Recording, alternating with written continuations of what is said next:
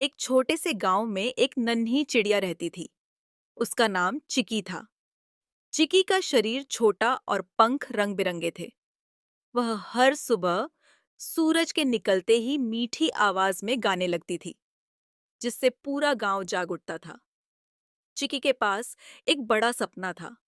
वह आसमान के उस पार जाना चाहती थी, जहां वह कभी नहीं गई थी। उसके दोस्त उससे कहते, चिकी, तुम इतनी छोटी हो, इतनी दूर कैसे जाओगी? लेकिन चिकी के मन में हिम्मत थी और उसकी उड़ान ऊंची थी। एक दिन चिकी ने फैसला किया कि वह अपने सपने को पूरा करेगी। उसने अपने पंख फैलाए और उड़ान भरी। वह ऊंचे ऊंचे पेड़ों को पार करती हुई, नदी के ऊपर से गुजरती हुई, आसमान की ओर बढ़ती गई। उसे रास्ते में कई कठिनाइयां आईं, लेकिन उसने हार नहीं मानी। आखिरकार चिकी उस जगह पहुंची जहां वह जाना चाहती थी। वहां का आसमान नीला और साफ था और हवाएं ठंडी और सुकून देने वाली थीं। चिकी ने खुश होकर गाना शुरू किया और उसकी आवाज पूरे आसमान में गूंजने लगी। वहां उसे कई नए दोस्त मिले और सब ने उसकी हिम्मत की सराहना की। चिकी ने समझा कि अगर हिम्मत हो तो कोई भी सपना पूरा किया जा सकता है। वह अपने गांव लौट आई और अब वह सभी को अपनी इस साहसिक यात्रा की कहानी सुनाती थी, जिससे गांव के बच्चे भी सपने देखने और उन्हें पूरा करने की हिम्मत जुटाते थे।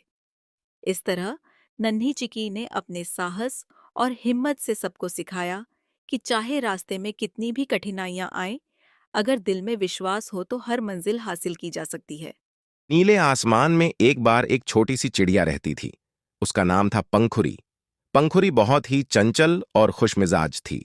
वह हर रोज सुबह सुबह सूरज की पहली किरण के साथ उठती और अपने दोस्तों के साथ खेलती। पंखुरी को उड़ने का बहुत शौक था।